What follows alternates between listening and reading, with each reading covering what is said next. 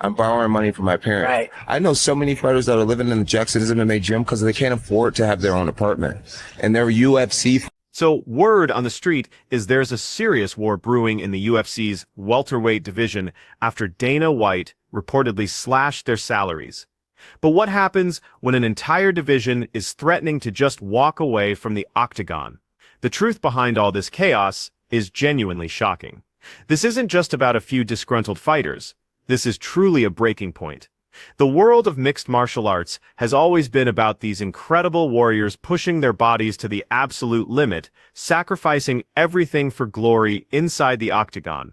But by 2025, something completely unprecedented started bubbling beneath the surface of the UFC, something that now threatens to shake the very foundation of the world's premier fighting organization.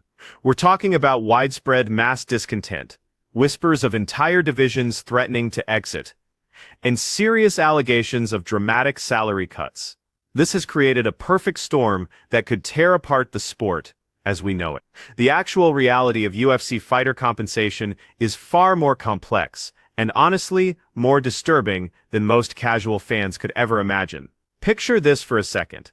You're a professional athlete competing at the absolute highest level of one of the world's most dangerous sports. Every single time you step into that cage, you're literally risking permanent brain damage, broken bones, and potentially career-ending injuries.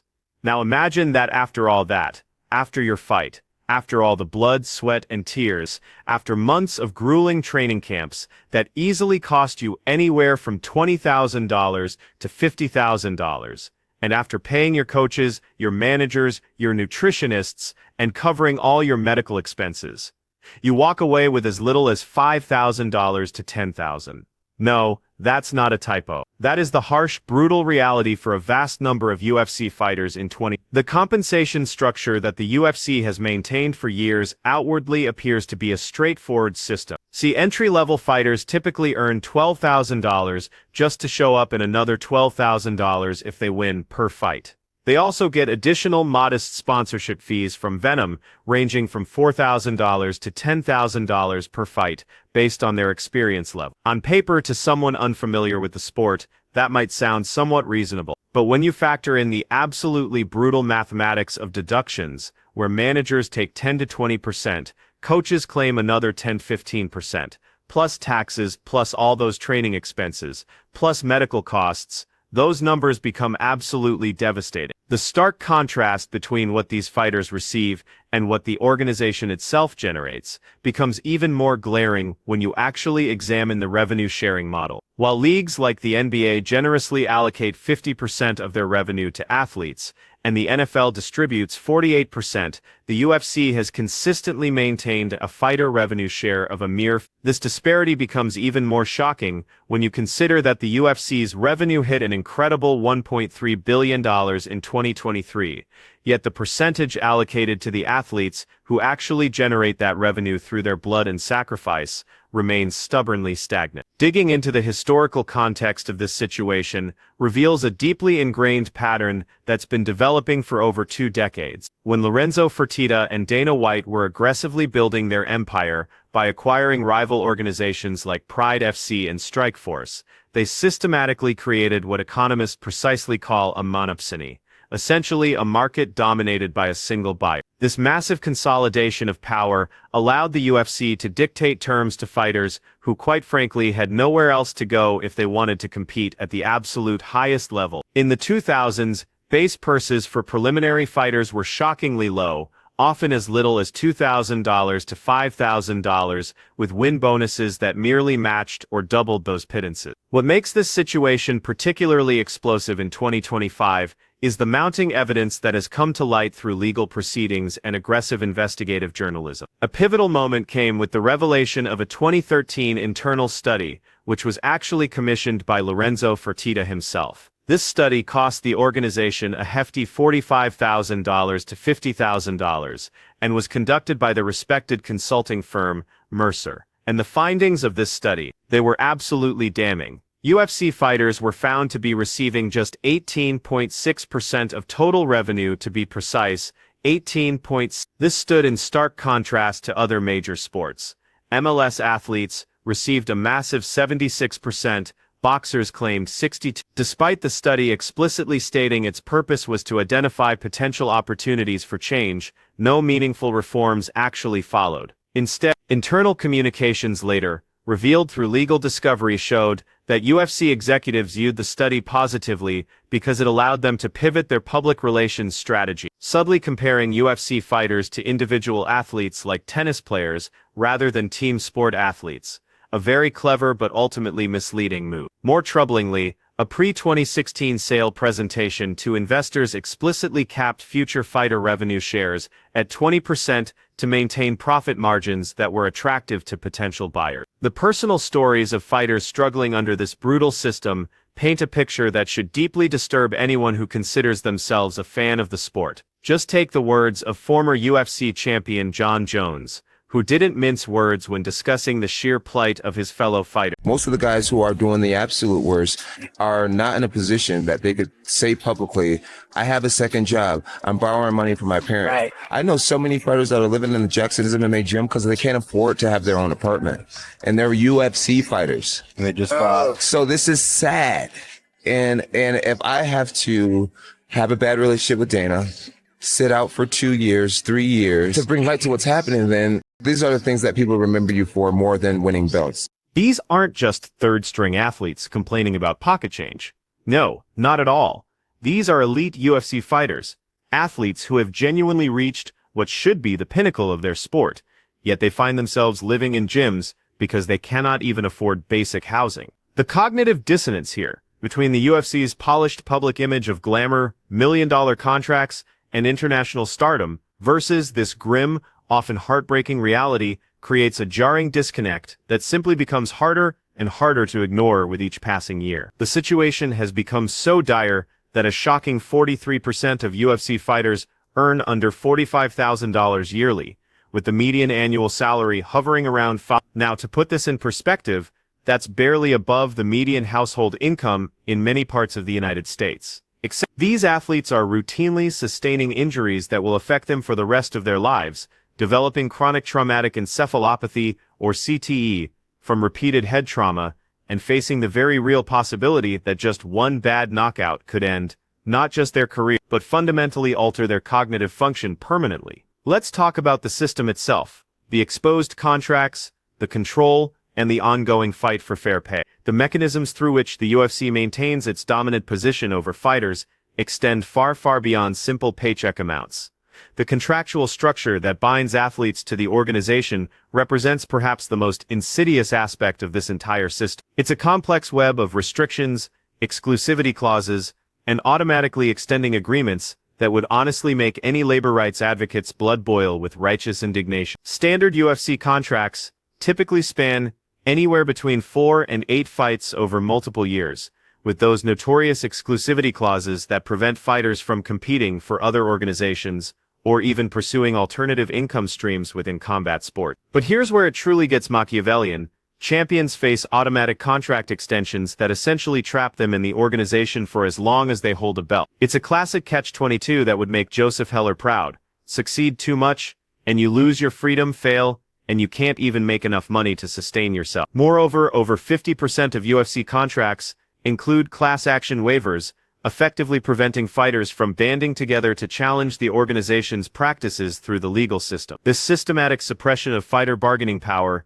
has of course been challenged in court, most notably in the landmark Les Roof. After years of legal wrangling, during which damning internal documents and communications eventually came to light, the case finally resulted in This settlement covered approximately 1,200 fighters, with payments ranging from a minimum of $5,000 to over $1 million While this settlement represented a significant victory for fighters and an acknowledgement of past underpayment, it's absolutely crucial to understand what it didn't accomplish. It didn't change the fundamental structure of UFC contracts. It didn't increase the fighter revenue share percentage, and crucially, it didn't prevent the UFC from continuing the exact same practices going forward. In fact, a new antitrust lawsuit, led by veteran fighter Phil Davis, was filed in 2025 to specifically address post-2017 practices, strongly suggesting that the settlement merely represented compensation for past wrongs without preventing future ones. The broader implications of this power dynamic become even clearer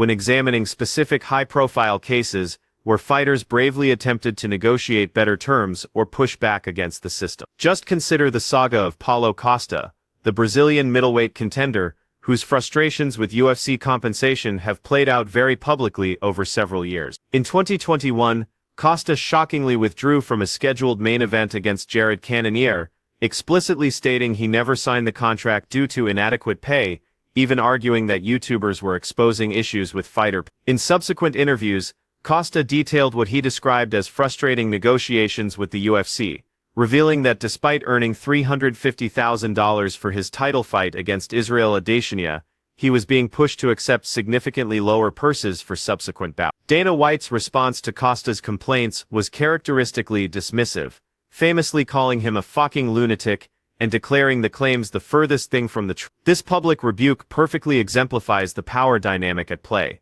Fighters who speak out about compensation face not just potential contractual consequences, but often public humiliation from the organization's president himself. By 2023, Costa hinted at potential retirement, stating fights weren't financially viable despite describing them as his calling, a truly heartbreaking admission from a top 10 ranked fighter that the sport he loves simply doesn't pay enough to justify the immense physical toll. Perhaps even more illustrative of the fighter pay crisis is the ongoing saga of Jon Jones, arguably the greatest mixed martial artist of all time. Jones's disputes with the UFC over compensation have been incredibly well documented, reaching a critical point in 2020 when he actually relinquished his light heavyweight title amid pay disagreements with Dana White. Unsealed documents from legal proceedings would later reveal White's deep frustration with Jones, even calling him a scumbag during internal discussions about contract extensions, where Jones was simply seeking a raise before committing to additional fight. Jones famously rejected an offer reportedly worth over $8 million for a potential super fight with Francis Ngannou, believing his value to the organization warranted substantially more. The irony of Jones's situation, and what it reveals about the UFC's compensation philosophy, is particularly stark. Here's an athlete who has competed at the absolute pinnacle of the sport for over a decade, someone who Dana White himself has called the greatest fighter of all time. Yet, even Jones must engage in protracted, often acrimonious negotiations, just to receive compensation he feels reflects his true value. If even Jon Jones struggles to get paid what he believes he's worth, what hope do mid-tier or entry-level fighters truly have? Dana White's public stance on fighter pay has remained remarkably consistent over the years, centered around a philosophy he describes as meritocratic and performance-based. In a revealing September 2025 interview with 60 Minutes, White asserted that fighters receive a fair wage, stating, "Absolutely, people don't know how much a lot of these guys make." When pressed on transparency, White notably avoided specifics about revenue-sharing percentages, instead contrasting the UFC with team sports where salaries are public knowledge, and claiming fighters deliberately hide their earnings to avoid handouts from fans or others. White frequently points to massive success stories like Conor McGregor as evidence that the UFC system works. McGregor's career MMA earnings exceed a staggering $108 million, with individual fight purses ranging from $385 million for UFC 199 against Chad Mendes to $33 million. White has noted that such wealth inevitably changed McGregor, but argues this demonstrates the system's potential to create millionaire athletes who move the needle through performance and marketability. However, critics, including prominent figures like boxer and social media personality Jake Paul, argue this intense focus on outliers completely obscures the grim reality for the vast majority of fighters. Paul has been particularly vocal in his advocacy for UFC fighter pay reforms ever since entering combat sports around. His demands, which he has articulated across multiple platforms and interviews, center on three core reforms: raising minimum fighter pay from $12,000 to $50,000 per fight, guaranteeing 50% revenue sharing compared to the current 15 to 20%, and providing long-term health care for fighters. In a particularly pointed exchange, Paul has repeatedly stated that he would shut up if White raises minimum pay to $50,000, framing this as a reasonable baseline for athletes competing at the highest level of a billion-dollar industry. Paul's involvement in this debate has been controversial for sure. Some view him as a genuine advocate amplifying incredibly important issues, while others dismiss his efforts as self-promotional stunts designed to generate publicity. Regardless of his motivation, Paul has undeniably brought mainstream attention to fighter pay issues, with Paul even revealing in 2025 that UFC fighters privately encouraged his public feud with Dana White over compensation, strongly suggesting his advocacy resonates with athletes who fear speaking out themselves due to potential retaliation. And beyond the public debates about contracts and compensation lies the truly dark side of the sport, a darker reality that most fans never see. A world where financial desperation can lead fighters down genuinely dangerous paths, where the promise of quick money creates temptations that threaten the very integrity of the sport itself. The intersection of low fighter pay and organized crime has created what some insiders describe as a ticking time bomb that could explode at any moment, potentially destroying everything the UFC has built over decades. In 2025, the MMA world was absolutely rocked by allegations of fight fixing that sent shockwaves through the entire industry. The case centered on Isaac Dulgarian, a fighter whose performance raised immediate red flags among betting monitoring companies and fans alike. According to investigative reports and detailed video analysis from MMA journalists, Dulgarian, an accomplished grappler, inexplicably failed to complete a takedown where he was in perfect position and then appeared to forget basic defensive techniques when an opponent took his, ultimately losing by rear naked choke under circumstances that the betting companies immediately flagged as suspicious. The financial incentives behind potential fight fixing are staggering and frankly impossible to ignore. Betting odds for specific outcomes can reach astronomical levels. For instance, if a fighter wins by submission in the first 3 minutes of round 1, odds can pay out 25-1. This means that a $100,000 bet on such a specific outcome could easily yield a massive. When you're dealing with fighters who are struggling to pay rent, who have families to support, who are just one injury away from financial ruin, these numbers represent truly life-changing sums of money that can prove impossible to resist. What made the Dulgarian case particularly explosive was Dana White's immediate and unequivocal response. In a press conference following the fight, White explained that U360, which he described as the best bet monitoring company in the business, reached out to the UFC about unusual betting action. The UFC's protocol was telling. They called the fighter and his lawyer asking if he was injured, if he owed anyone money, or if anyone had approached him. The fighter denied everything, famously stating, "I'm gonna kill this guy." But after the suspicious first round finished by rear naked choke, White stated, unequivocally, literally the first thing we did was call the FBI. The investigation that followed would shockingly reveal connections to previous fight-fixing scandals that had rocked the sport years earlier. That investigation implicated several high-profile individuals, including James Krause, Jeff Molina, and others from Team Glory, who were allegedly running half-sheets, which are underground betting operations. The investigative reporting claimed that Jeff Molina specifically offered Derek Minner $500,000 to take a dive, a figure that represented more money than many UFC fighters earned in their entire careers. Following that scandal, Team Glory was broken up, fighters were banned, and James Krause was removed from coaching. However, the investigation suggested that while Krause has ostensibly stayed away from MMA and betting activities, it raised serious questions about whether Jeff Molina was still involved in approaching fighters with offers to throw fights as recently as. The connection to Dulgarian became chillingly clear through training affiliations. Dulgarian had trained at Team Glory during his amateur career from 2019 until he joined the UFC in 2023, placing him squarely in the same orbit as individuals previously implicated in fight-fixing schemes. Molina himself had moved to Ignite, which was formerly one of the Glory locations, maintaining potential connections to the same network of fighters and associates. In a particularly revealing interview with Ariel Helwani from 6 months before the Dulgarian scandal, Molina denied being a criminal mastermind who was wagering millions and millions of dollars and set up a fixed fight, calling such allegations ridiculous. When asked about his relationship with Derek Minner, Molina claimed they were never super close, super tight, saying they were friendly, like at the gym, but weren't close enough for him to offer Minner $500,000 to throw the fight. Yet, the investigative reporting presented sources claiming otherwise, suggesting a much deeper involvement than Molina publicly acknowledged. The stakes of this scandal extend far beyond individual fighters or isolated incidents. Reports indicated that a staggering $16 million was bet on the Dulgarian fight strongly suggesting the involvement of sophisticated betting syndicates with vast resources. FBI agents were reported to be combing through every single layer of the UFC ecosystem, referees, judges, matchmaker managers, to determine whether any non-fighter personnel may have benefited from manipulated outcomes, indicating the investigation's scope extended far beyond just the fighters themselves. These serious allegations of corruption and fight fixing cannot and should not be separated from the broader context of fighter pay. When athletes are earning median incomes around $51,000 annually while risking their health and facing mounting expenses, when fighters are literally living in gyms because they can't afford basic housing, when top 10 ranked contenders like Paulo Costa are seriously considering retirement because the pay simply isn't worth the immense risk, the temptation to accept money to throw a fight becomes not just understandable,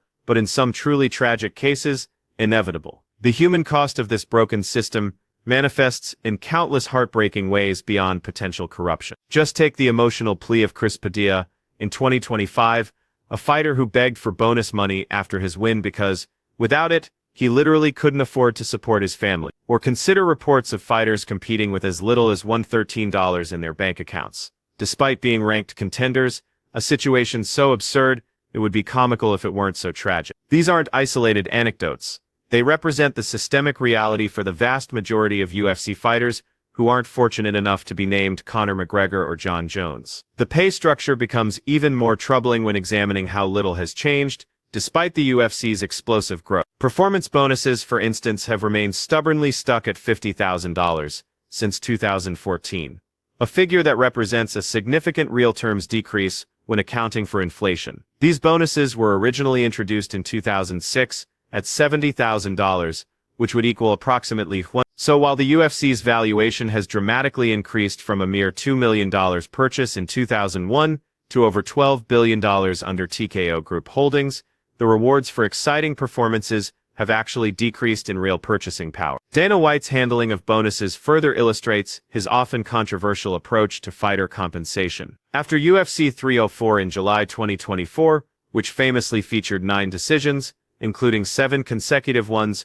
White issued a stark, public warning: "I'm not doing this again, ever. You can thank everybody on this card for that." He had actually raised bonuses to $100,000 for that event, distributing $400,000 total, but cited a lack of urgency despite the financial incentive, effectively punishing all future fighters for outcomes beyond their control. The ongoing attempts to organize fighters into a union that could collectively bargain for better conditions have repeatedly failed, despite overwhelming support among the athletes themselves. Surveys conducted in 2020 revealed widespread fighter support for associations, or unions, yet concrete efforts have consistently collapsed. The 2016 Professional Fighters Association, led by baseball agent Jeff Boris, the 2016 MMA Athletes Association, backed by George St. Pierre, and 2018's Project Spearhead, organized by Leslie Smith, have all dissolved without achieving meaningful change. The barriers to successful unionization are formidable and multifaceted. Legally, fighters' classification as independent contractors rather than employees severely limits their protections under the National Labor Relations Act. More than half of all UFC contracts include class action waivers, legally preventing any collective action. Practically, fighters face legitimate fears of retaliation, being shelved through lack of fight opportunities, being released from contracts, or being passed over for high-profile matchups that could change their financial situations overnight. The tale of Leslie Smith, who was allegedly released in 2018 after pushing for collective bargaining, serves as a powerful deterrent to other fighters considering similar activism. The Smith's case perfectly exemplifies how quickly a fighter's career can be derailed simply by speaking out, even when they're advocating for improvements that would benefit all athletes in the sport.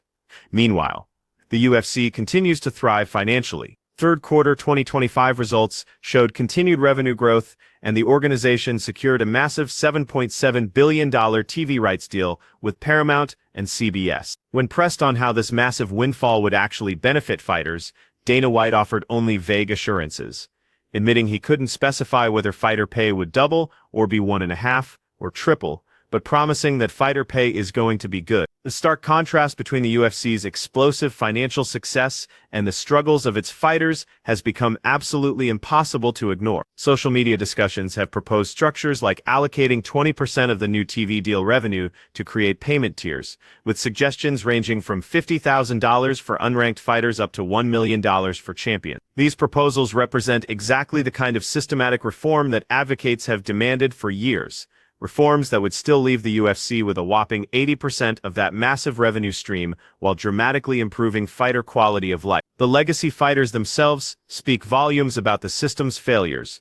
Gray Maynard, a former title challenger, who earned around $40,000 for championship bouts in the early 2010s. Maynard famously likened UFC fighters to strippers, saying they'd get tipped out rather than receiving fair compensation, a comparison that, while crude, powerfully captures the precarious nature of fighter income, where bonuses and performance incentives replace guaranteed salaries. Even fighters who achieved superstardom have spoken out. Jorge Masvidal, despite earning millions during his peak years, stated on camera, and this is crucial, that top 15 ranked athletes shouldn't need jobs at Walmart while competing at the highest level of professional fighting. This raw acknowledgement from a fighter who made millions underscores just how profoundly broken the system has become. When even the most successful fighters recognize the inherent injustice of the compensation structure, it speaks to a fundamental moral failing at the heart of the sport. So the question that truly haunts everyone who loves MMA is what comes next? Will the FBI investigations into fight fixing actually lead to reforms that address the root cause,